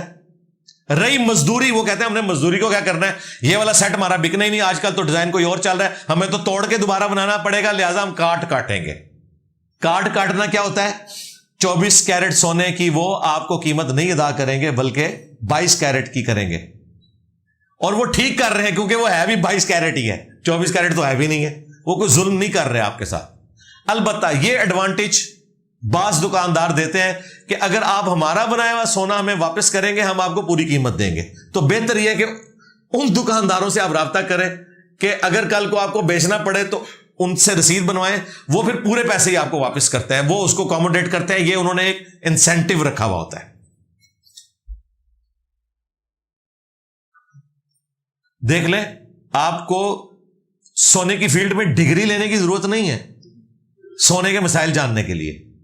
اب کتنے گولڈ سمتھ ہمارے اسٹوڈنٹ بھی ہیں، وہ کئی مسائل مجھ سے آ کے پوچھتے ہیں کہ اس مسئلے میں ہمیں بتائیں کیا ہے، تو میں انہیں پھر کلیئر کرتا ہوں. اس کی وجہ سے مجھے ایجوکیشن ہے کہ پریکٹیکلی کاروبار کس طریقے سے ہو رہا ہوتا ہے. یہ جو انہوں نے رٹ لگائی ہوئی ہے نا فلانے کے پاس ڈگری ہوگی فلانے، یعنی اب یہ مسئلہ بتانے کے لیے کہ جی پہلے انجینئر صاحب 1 سال کے لیے نا کسی گولڈ سمتھ کے پاس نا وہاں پہ نا کام کریں، پھر وہ ہمیں گولڈ کے مسائل بتائیں گے. یہ جو ججز بیٹھے ہوتے ہیں سپریم کورٹ میں، ہائی کورٹ میں، ان کے پاس تو قانون کی ڈگری ہوتی ہے، لیکن دنیا کا ہر مسئلہ ان کے سامنے پیش ہوتا ہے. آپ نے کبھی غور کیا؟ خواہ وہ ڈاکٹری کی فیلڈ کا ہو، انجینئرنگ کی فیلڈ کا ہو، سارے مسئلوں میں فیصلے دیتے ہیں. وہ کس طرح دیتے ہیں؟ وہ ایکسپرٹس کو بلاتے ہیں. ان سے ایکسپرٹ اوپینین لیتے ہیں, پھر اپنے دماغ کو یوز کر کے انہیں پتہ چل جاتا ہے کہ یہ چیز, وہ انہی سے سیکھ کے انہی کے مقدمے کو ریزالو کرتے ہیں. اس کے لیے آپ کو ذہین ہونا ضروری ہے, مولوی ہونا کوئی ضروری نہیں. سفر کے دوران اگر جماعت مل جائے تو کیا نماز پوری ہی پڑھنی ہوگی؟ ہاں, اگر امام پڑھا رہا ہے, بخاری مسلم میں آیا کہ اگر امام مقیم ہوگا تو آپ نے پھر پوری نماز اس کے پیچھے پڑھنی. اگر امام مسافر ہے تو آپ پھر 2 فرض پڑھیں گے سوائے مغرب کے, اس کے 3 ہی پڑھنے. سفر میں جمعہ کوئی نہیں ہے جی. یہ بعض لوگ جمعے والے دن اتنی ٹینشن میں ہوتے ہیں نا, گاڑیاں رکوا رہے ہوتے ہیں, یہ جمعہ پڑھنا ہے. آگے پیچھے انہوں نے نماز کو نہیں پڑھنی ہوتی ہے, جمعہ ہی پڑھنا ہوتا ہے ہفتے سے. اور بھائی مسافر پہ جمعہ ہے ہی نہیں. نبی علیہ السلام نے صحابہ کے ساتھ, ہزاروں صحابہ کے ساتھ سفر کیا, آپ نے جمعے کی نماز نہیں پڑھی, حالانکہ آپ کروا سکتے تھے جمعہ. مسافر زور پڑھے گا اور زور اثر جمع کرے گا. جمعے کی نماز نہیں ہے مسافر کے اوپر. پڑھنا چاہتا ہے ضرور پڑھ لے, گاڑیاں نہ رکوائے, لوگوں کو تکلیف میں نہ ڈالے, وہ ایک اضافی کام کر رہا ہوگا. سنت یہی ہے کہ آپ نے زور پڑھ لی. کیا احادیث کی کنفرمیشن کے لیے اسلام 360 استعمال کر سکتے ہیں یا کتاب ہی کریں؟ اسلام 360 سے مدد ضرور لیں, حدیث تلاش کرنا ذرا آسان ہو جاتا ہے, لیکن یہ کاپی پیسٹ کرنے میں بعض اوقات سافٹ ویئر کی لمیٹیشن کی وجہ سے کوئی الفاظ مسنگ ہو جاتے ہیں, بعض اوقات کوئی ٹائپنگ ایرر آ سکتا ہے. ادھر میں آپ کو یہی کہوں گا کہ آپ پی ڈی ایف سے نہ امیج لے کے نہ شیئر کروایا کریں, یونیکوڈ کاپی نہ کریں. اس میں ضروری نہیں اسلام 360 میں کوئی غلطی ہو, کاپی پیسٹ میں بھی غلطی لگ سکتی ہے, اور بعض اوقات اس میں بھی غلطی ہو سکتی ہے, کیونکہ پروف ریڈنگ اتنی ذمہ داری سے نہیں ہوئی ہوتی. جو یہ پرنٹڈ کتابیں ہیں نا, یہ 4-5 مختلف علماء سے وہ پروف ریڈنگ کرواتے ہیں, اس کے باوجود بھی اکا دکا جگہ اس میں بھی غلطی آ جاتی ہے, لیکن بہت کم چانسز ہوتے ہیں. بہتر یہ ہے کہ آپ اسلام 360 کو یوز کریں. اگر یونیکوڈ میں کوئی چیز شیئر کروانی ہے تو آپ ایک دفعہ پی ڈی ایف سے اسے پڑھ لیں, تاکہ غلطی کے چانسز نہ رہیں. آپ دیکھ رہے ہیں کہ ہماری ویڈیوز میں کبھی بھی اسلام 360 سے یا کسی اور سافٹ ویئر سے یونیکوڈ کے طور پہ حدیث اٹھا کے ہم نے نہیں لگائی ہوتی. میں ہمیشہ ہارڈ کاپی کے امیجز لگاتا ہوں. وہ تمام کتابیں ہم نے پی ڈی ایف فارم میں فری رکھی ہیں ahlsunnatpak.com پہ, آپ ڈاؤن لوڈ کر کے وہاں سے امیجز لے کے شیئر کروا سکتے ہیں. کیا اسلام میں ناخن کھانا غلط ہے یا حرام ہے؟ ظاہر ہے جی غلط ہے. کھانے کیوں ہے آپ نے؟ جن کو عادت بھی ہے وہ کھاتے تو بہت تھوڑے لوگ ہیں, زیادہ تر تو وہ کاٹ کے پھینکتے ہیں. وہ بھی حرکت نہیں کرنی چاہیے, جراثیم والا معاملہ ہے. یہ بات درست ہے کہ نبی علیہ السلام نے 40 دن کے اندر ایک دفعہ ناخن کاٹنے کو مشروع فرمایا, لیکن اس طریقے سے نہیں. وہ آپ نے نیل کٹر سے یا استرے وغیرہ سے پہلے لوگ کاٹتے تھے, اس طریقے سے کاٹنا ہے. اسے معاشرے میں نوست کیوں؟ یہ نوست اس طرح کی نہیں ہے, ظاہر بیماری تو ہے نا میرے بھائی, اس میں جراثیم بعض اوقات پھنسے ہوئے ہوتے ہیں, اس اعتبار سے بات کی جاتی ہے.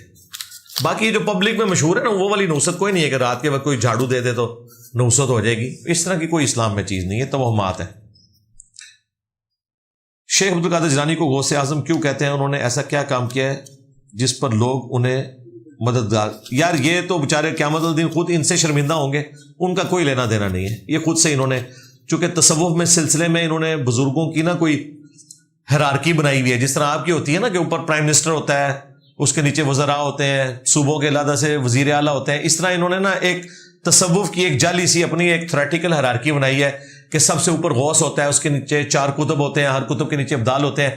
یہ سارا ڈرامہ بازی ہے. اس چکر میں ان کو کہتے ہیں, ان بیچاروں کو نہیں پتا کہ وہ غوث الاعظم ہے, ان کو نہیں پتا. اور یہ تو میں نے ان کا فراڈ نکال دیا. یہ کہتے ہیں اولیاء کے سردار ہیں, اور خود شیخ عبد القادر جیلانی جس کے پڑپوتا مرید ہیں جنید بغدادی کے, جنید بغدادی خلیفہ ہیں سری سکتی کے, ان کے پیر ہیں معروف کرخی, اور ان کے پھر داؤد تائی, پھر حبیب الاجمی, پھر حسن بصری, پھر مولا علی, جو انہوں نے جعلی ایک اپنا بنایا ہوا سلسلہ. جنید بغدادی کے آگے سے مرید ہیں ابو بکر شبلی, ان کے آگے عبد الواحد ہیں, اور ان سے آگے جا کے عبد القادر جیلانی آتے ہیں 2-3 واسطوں کے بعد. اور جنید بغدادی تو کہہ رہے ہیں کہ اولیاء کے سردار جو ہیں وہ بایزید بستامی ہیں. اوئی بایزید بستامی, زیدہ ابا, ٹھیک ہے. تو اب عبد القادر جیلانی کو ہم کہاں سے بزرگ مانے؟ ان کا تو لکڑ دادا پیر کہہ رہا ہے کہ بایزید بستامی اولیاء کا سردار ہے. دونوں ہی فراڈ ہے. ہمارے نزدیک اولیاء کے سردار ابو بکر، عمر، عثمان و علی ہیں رضی اللہ عنہم اجمعین وعلیہم السلام اجمعین. آخری پرچی. الحمدللہ والد وفات پا چکے ہیں اور والدہ جائیداد تقسیم کرنے نہیں دے رہی. ہم بہن بھائیوں کی رضامندی ہے کہ تقسیم ہو. کورٹ میں جائیں، سیدھا سا مسئلہ ہے، وہاں والدہ کی مرضی نہیں چلے گی. اس طرح کے سارے مسائل کا حل عدالتیں ہیں. اور یہ وراثت کے جو اس قسم کے مسائل ہوتے ہیں نا، ایک وہ زیادہ لمبا عرصہ نہیں چلتا، 6-7 مہینے کے اندر فیصلہ ہو جائے گا. ہمارے بھی اپنے قریبی رشتے داروں میں اس طرح ایک بھائی جو ہے وہ بدمعاش بن کے بیٹھا ہوا تھا، وہ نہیں تھا بہنوں کو دے رہا. کورٹ میں گئے ہیں تو اپنے ہتھی دیتا ہے، پھر انہیں زیادہ عرصہ نہیں چلتا. یہ جو کیسز زیادہ عرصہ چلتے ہیں وہ اس صورت میں چلتے ہیں کہ جب کچھ ورثاء میں سے فوت ہو جائیں اور ان کی اولادیں دوسرے ملکوں میں شفٹ ہوئی ہوں، کوئی ایک ملک میں بیٹھا ہو، کوئی دوسرے ملک میں، پھر ان سے ان کو وہ ایفیڈیوٹ منگوانا پڑتے ہیں. اس کی وجہ سے کیسز لمبے ہوتے ہیں. جو اس قسم کے کیسز ہیں یہ 5-6 مہینے سے زیادہ نہیں چلنا، 1.5-2 مہینے میں اس کا فیصلہ ہو جانا ہے، 1 سال کے اندر. تو بہتر یہ کہ آپ کورٹ کی طرف متوجہ ہوں.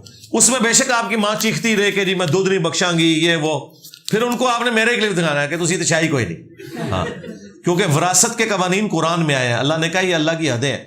جو ماں باپ اس قسم کی حرکت کرتے ہیں کہ وہ وراثت کو تقسیم نہیں کرتے، وہ اللہ کی حدود کو توڑ رہے ہیں. انہیں پھر یہی بتایا جائے گا کہ نبی کے جیسا ہے ہی کوئی نہیں، ابا جی تسی تو شاہی کوئی نہیں. کیونکہ ابا جی اب جب باغی ہو گئے ہیں اللہ رسول کے، پھر انہیں یہ بتایا جائے گا. ہماری ان سے کوئی ذاتی دشمنی نہیں، نہ کسی کی ماں سے نہ کسی کے باپ سے. لیکن جب ماں باپ جو ہیں وہ بدمعاش بنے ہوئے ہیں، قرآن و سنت کے مقابلے پہ اپنی بچیوں کو نقاب نہیں کرنے دیتے، بچوں کو داڑھی نہیں رکھنے دیتے، رفع الیدین نہیں شروع کرنے دیتے، تو پھر رسول اللہ کے مقابلے پہ کھڑے ہوئے ہیں نا. پھر تو انہیں یہ بتانا چاہیے کہ غزوہ بدر میں اس طرف باپ کھڑا تھا، اس دوسری طرف بیٹا کھڑا ہوا تھا، تو بچ جاؤ. تو یہ تو نہیں ہم کروا رہے، ہم تو سمپل کہہ رہے ہیں کہ نبی کے جیسا ہے ہی کوئی نہیں، ماں پہ ہوتے شاہی کوئی نہیں. ٹھیک ہے. کیا فیمیل کلاس فیلو سے پڑھائی، یونیورسٹی اور مذہبی مسائل سے متعلق موبائل پر پرسنل چیٹ کرنا قطعی طور پر جائز ہے؟ قطعی طور پر ناجائز ہے. ایسی تیسی تواڈی. اور کیا اسی طرح گھریلو اور باقی معاملات کے متعلق چیٹ کرنا؟ اور چھٹ دو اللہ دے بندے ہو. ٹھیک ہے. وہی مفتی طارق مسعود صاحب کا کلپ اگلے دن میری نظروں سے گزرا. بڑی اچھی بات انہوں نے کی کہ جوان عورت کا کام کرنے کے لیے سارے تیار ہو جاتے ہیں اور بوڑھی عورت کو کوئی پانی بھی بھر کے لا کے دینے کے لیے تیار نہیں ہوتا. تو یہ سارے تماشے ہیں، ان سے باہر نکلے، اللہ سے ڈر جائے یار. اکثر علماء رات کے وقت پیاز کھانے سے منع کرتے ہیں. یہ تو حدیث میں آیا ہے بخاری مسلم میں کہ جو پیاز کھائے کچا وہ ہماری مسجدوں سے دور رہے جب تک کہ دانتوں کو صاف نہیں کر لیتا. اگر آپ صفائی کر لیں تو آپ آ سکتے ہیں، پیاز حلال ہیں، اس میں تو کوئی مسئلہ نہیں ہے. باقی رات کے وقت اگر میڈیکلی کوئی چیز ثابت ہے کہ رات کے وقت کھانے سے نقصان ہوتا ہے تو بے شک نہ کھائیں. علماء تو ایسا نہیں کہتے ہوں گے، علماء تو ساری دعوتیں رات کو پھاڑتے ہیں اور اس میں سلاد میں پیاز موجود ہوتا ہے، کھاتے ہیں، کیوں نہیں کھاتے. اگر بیوی اپنے شوہر کے رویے سے تنگ آ کر بار بار تنگ ہو اور شوہر سے بدتمیزی کرے، برا بھلا کہے، تو کیا وہ گناہگار ہوگی؟ ایسے مرد پر کیا حکم لگے گا؟ دونوں ہی گناہگار ہیں جی. وہ بھی ظلم کر رہا ہے اور یہ بھی جواباً یہ کر رہی ہے. نہ وہ شریعت کو فالو کر رہا ہے نہ یہ. البتہ عورت کو بینیفٹ آف ڈاؤٹ اس حوالے سے ضرور ملے گا. قرآن حکیم میں آیا کہ اللہ تعالیٰ برائی کے ساتھ آواز بلند کرنا اس کو پسند نہیں فرماتا سوائے اس کے کہ جس پہ ظلم ہو. تو اگر آپ کسی عورت کے اوپر اس طرح کا ظلم کریں گے اور اس کی زبان سے ایسی کوئی بات نکلتی ہے تو پھر آپ پریکٹیکلی اس کے لیے تیار رہیں. اگر بیوی نے بھی کوئی زیادتی آپ کے ساتھ کی ہے تو صبر کریں. مولا علی کی حدیث میں نے کئی دفعہ بیان کی بخاری مسلم سے کہ سیدہ فاطمہ کے ساتھ ان کی میاں بیوی ہونے کے ناطے ناراضگی کا ایک چھوٹا سا معاملہ ہوا تو حضرت علی گھر سے نکل گئے اور جا کے مسجد میں لیٹ کے نبی الاسلام آئے اور پوچھا کہ تیرے چچا کا لڑکا کہاں ہے؟ تو ان کا یا رسول اللہ وہ ناراض ہو کے چلے گئے. تو آپ نے پھر ایک صحابی کو بھیجا، پتہ چلا مسجد میں لیٹے ہیں، تو خود اللہ کے محبوب علیہ السلام بنفس نفیس تشریف لے گئے. حضرت علی مٹی میں سوئے ہوئے تھے. آپ نے ان کو اٹھایا, اپنے مبارک ہاتھوں سے جسم سے مٹی جھاڑی اور کہا اٹھ ابو تراب, اے مٹی میں لپٹنے والے اٹھ.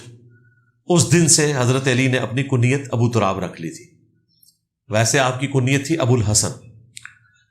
تو اس واقعے میں صرف حضرت علی کی فضیلت کا ذکر نہیں ہے اور رسول اللہ صلی اللہ علیہ وآلہ وسلم کی ان سے محبت کا ذکر نہیں ہے, ساتھ ہی ساتھ یہ بھی ذکر ہے کہ ایک شریف النفس خاوند کا ایٹیچیوڈ یہی ہونا چاہیے کہ اگر بیوی سے جھگڑا ہو تو بجائے بیوی کو برا کہنے کے, اس کو نکالنے کے, خود گھر سے نکل جائے تھوڑی دیر کے لیے, پھر واپس آ جائے.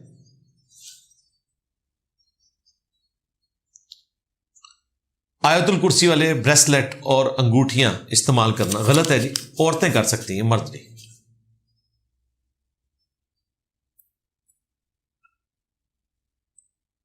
ایک حدیث میں آیا کہ رات کے وقت زمین سکیڑ دی جاتی ہے, رات کو سفر کرو, جلدی طے ہوتا ہے. جی جلدی طے ہوتا ہے.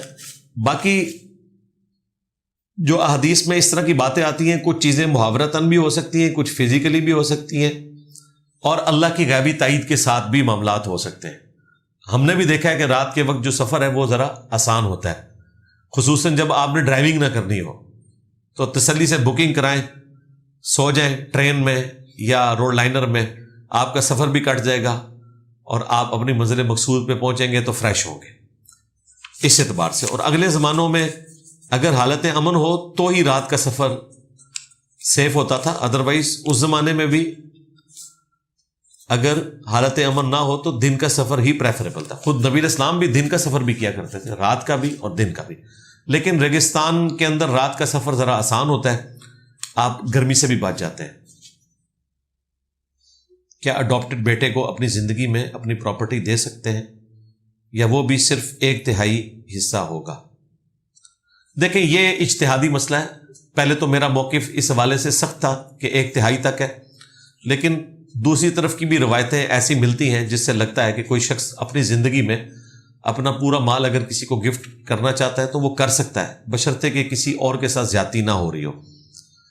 تو اس کیس میں اگر کوئی اور آپ کا وارث نہیں بنتا اور آپ گفٹ کرنا چاہتے ہیں تو ٹھیک ہے, کر لیں, کوئی مسئلہ نہیں ہے.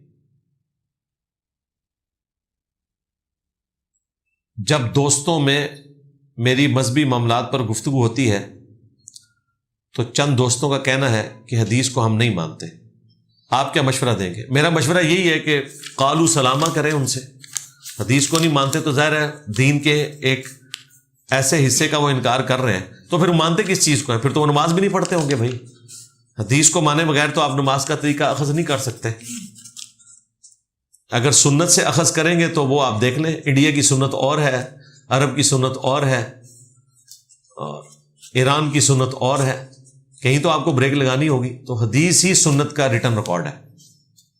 غامدی صاحب سے متعلق 40 کوسچنز میری ویڈیو ان تمام ٹاپکس کو کور کرتی ہے. میرے دوست نے مجھے بتایا کہ کربلا کے بعد سیدہ بی بی زینب اپنی زندگی یزید کے محل میں رہیں. کیا یہ بات درست ہے؟ بالکل غلط ہے. باقی یہ جو مزار بھی ملتے ہیں نا, یہ بھی کوئی اوتھینٹک نہیں ہے. جو شام میں ان کا مزار ہے, مصر میں بھی ایک مزار بنا ہوا ہے, ٹھیک ہے, یہ کوئی کنفرم نہیں ہے.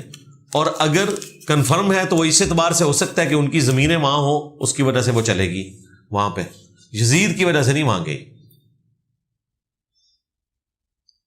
کیا ہم اپنی بیوی کو حور کی شکل میں پا سکتے ہیں کہ نہیں؟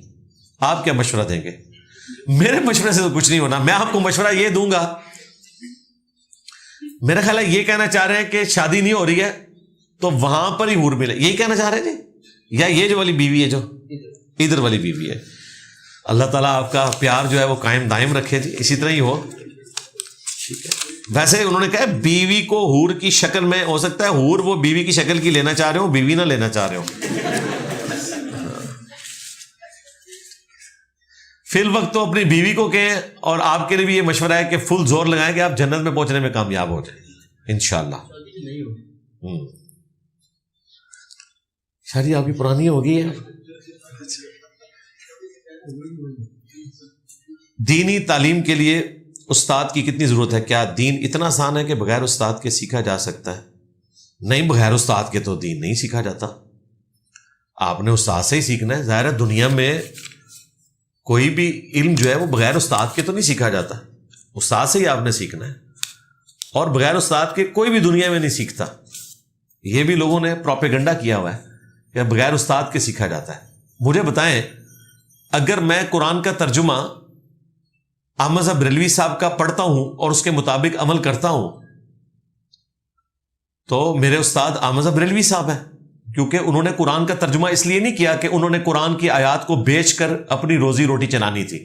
یا تو بریلوی یہ مان لیں کہ انہوں نے قرآن کا ترجمہ اس لیے کیا تھا کہ اس ترجمے کو بیچیں گے اور قرآن کی آیات کو بیچ کے اپنی روزی روٹی کا دھندا چلائیں گے، تو یہ کانوں کو ہاتھ لگائیں گے کہ نہیں جی اعلیٰ حضرت ایسے، انہوں نے تو عوام کے لیے لکھا ہے. تو سرکار پھر عوام نو پڑھن دیو.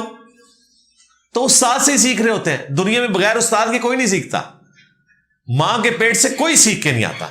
میں آج اگر مولویوں کے اوپر مسلط ہو گیا ہوں ان کا ڈراؤنا خواب بن کے، تو ظاہر ہے میں نے علماء ہی سے سیکھا ہے، اہل علم سے ہی سیکھا ہے.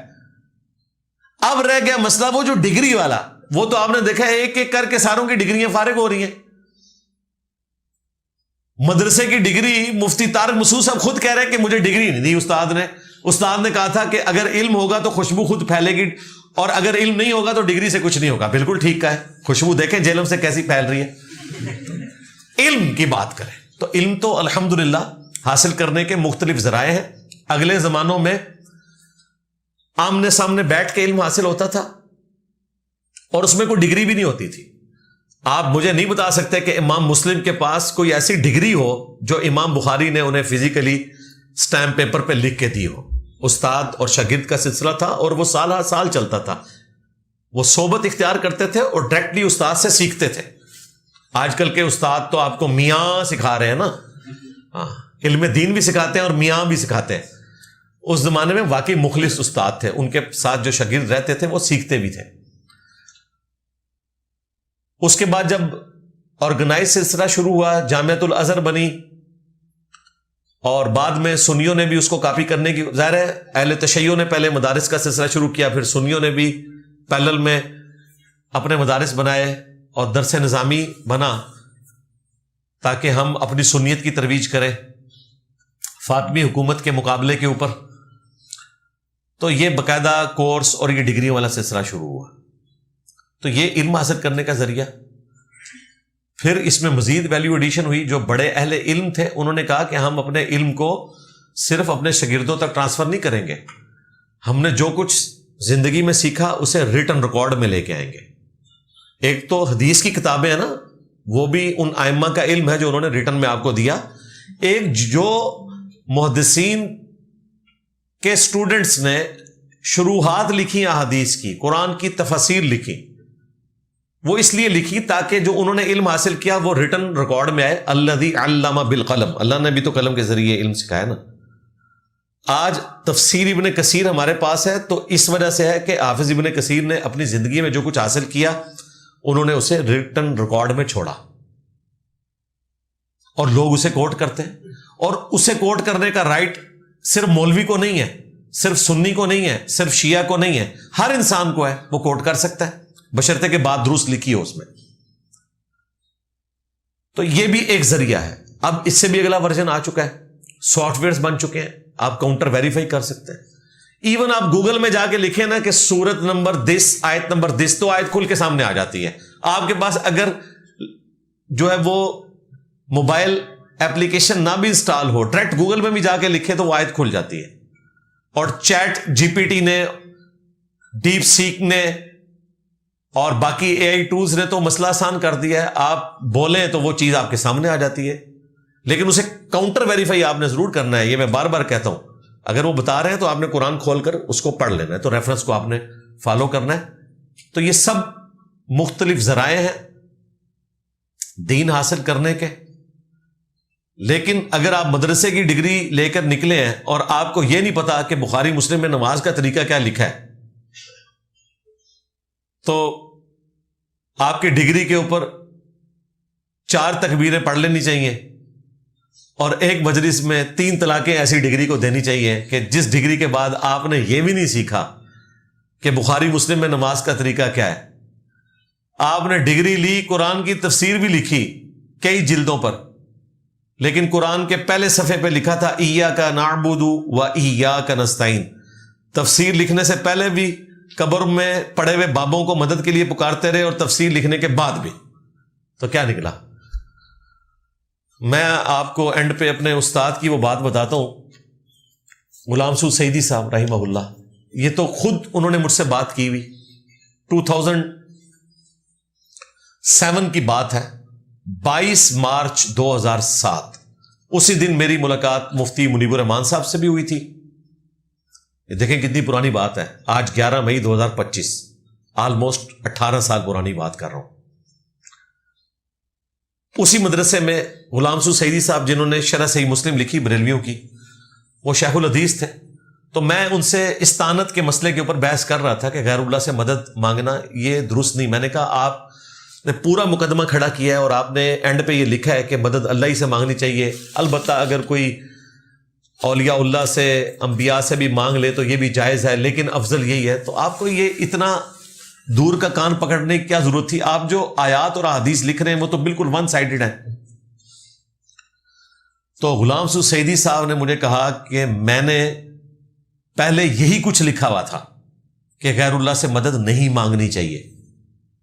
تو کچھ بڑے بڑے بریلوی علماء اکٹھے ہو کر میرے پاس مدرسے میں آئے اور انہوں نے کہا آپ تو ہمارے سب سے بڑے رائٹر ہیں, آپ ہمارے مسلک کا نقصان کر دیں گے, آپ مہربانی کریں اس کو چینج کر دیں. جو آپ نے لکھا ہے نا ناجائز ہے غیر اللہ سے مانگنا, اس ناجائز کو جائز کر دیں, اور پھر آگے آپ یہ لکھ دیں کہ بہتر ہے کہ اللہ سے مانگے. یہ ناجائز کا ورڈ غلام سعود سعیدی رحمہ اللہ تعالی بریلوی محدث, بلکہ اعلی حضرت احمد بریلوی کے بعد شاید اس پائے کا کوئی عالم دین حدیث کی فیلڈ میں بریلویوں نے پیدا نہیں کیا.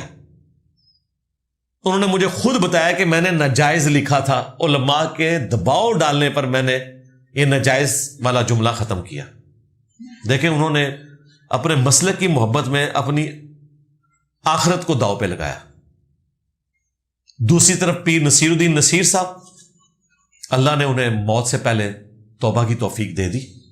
انہوں نے باقاعدہ پھر کتابیں لکھی, استعانت اور اعانت کی شرعی حیثیت ان کی کتاب, وہ بھی میرے ان استادوں میں سے ہیں جن سے میری ملاقات بھی ہوئی, اور میں نے انہیں جا کے بتایا کہ آپ کی اس کتاب کی وجہ سے میری توحید درست ہوئی ہے. ان سے بھی میری ملاقات 2007 کے اینڈ پہ ہوئی. ان کی کتاب آج بھی اویلیبل ہے, آپ پڑھ سکتے ہیں. باقاعدہ میں نے گولڈا شریف ان کے پیچھے ایک جمعہ پڑھا تھا جس میں ہزاروں کی پبلک میں انہوں نے اس مسئلے کو بیان بھی کیا کہ آپ نے صرف اللہ سے مدد مانگنی ہے. کبھی کبھار ان بیچاروں کو جمعہ ملتا تھا کیونکہ دوسری پارٹی ذرا اسٹرانگ تھی, اور ان کی کئی ایک ویڈیوز بھی اویلیبل ہیں. آپ ہماری یوٹیوب پہ ایک ویڈیو دیکھیں, توحید سے متعلق 10 دھوکے. اس کے سٹارٹ میں میں نے پیر نصیر الدین نصیر صاحب کی وہ ویڈیوز چلائی ہیں جس میں انہوں نے غیر اللہ سے مدد مانگنے کو کنڈیم کیا, اور انہوں نے کہا کہ جو سمجھتا ہے نا کچھ کر کے دکھا سکتا ہے تو باہر نکلے دکھائے, کوئی کچھ نہیں کر سکتا. یہی باتیں جو میں کہتا تھا نا, کڈو بابیاں نو آلو آؤ, یہ ساری باتیں پیر نصیر الدین صاحب کر کے گئے.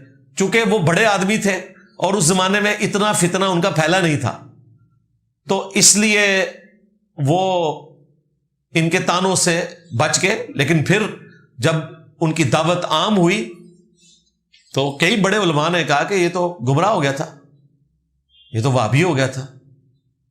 جب وہ بنو امیہ کا رد کرتے تھے اور امیر شام سے متعلق ڈھکے چھپے الفاظ میں سخت الفاظ بولتے تھے تو لوگ کہتے تھے یہ شیعہ سے متاثر ہے. جب توحید کے اوپر بات کرتے تھے تو لوگ انہیں وہابی کہتے تھے. تو جو انہیں بات جتنی سمجھ آئی تھی وہ کوشش کرتے تھے کہ اچھے طریقے سے اس کو بیان کریں. اللہ تعالیٰ ہمارے ان استادوں کی مغفرت کرے, انہیں نیک کاموں کا اجر دے اور برائیوں سے درگزر فرمائے, آمین. لیں جی, آپ کا یہ پورا تھدا اللہ کے فضل سے میں نے ختم کر دیا الحمدللہ. کوئی ایک پرچی بھی ایسی نہیں جو میرے ممبر پہ بیٹھنے سے پہلے آئی ہو اور میں نے پڑھ کے اس کا جواب نہ دیا ہو۔ کافی سارے بھائیوں نے بہنوں نے دعاؤں کے لیے کہا ہوا ہے، پورے ہفتے میں ہمارے پاس فونز آتے رہتے ہیں، ای میلز آتی ہیں، پرچیاں لوگ بھیجتے ہیں، آج بھی بھیجی ہیں، میسج دیے ہیں، تو اس لیے ہم پروگرام کے اینڈ پہ دعا ضرور کرتے ہیں تاکہ سب لوگ ان دعاؤں میں شامل ہو جائیں۔ اللہم انی اسألک بانک انت اللہ لا الہ الا انت الاحد الصمد الذی لم یلد ولم یولد ولم یکن لہ کفوا احد وإلہکم الہ واحد لا الہ الا هو الرحمن الرحیم الف لام میم اللہ لا الہ الا هو الحی القیوم اللہم صلی علی محمد وعلی آل محمد لا الہ الا انت سبحانک انی کنت من الظالمین ربنا آتنا من لدنک رحمتا وہیئ لنا من امرنا رشدا رب ارحمہما کما ربیانی صغیرا ربنا هب لنا من ازواجنا وذریاتنا قرۃ اعین وجعلنا للمتقین اماما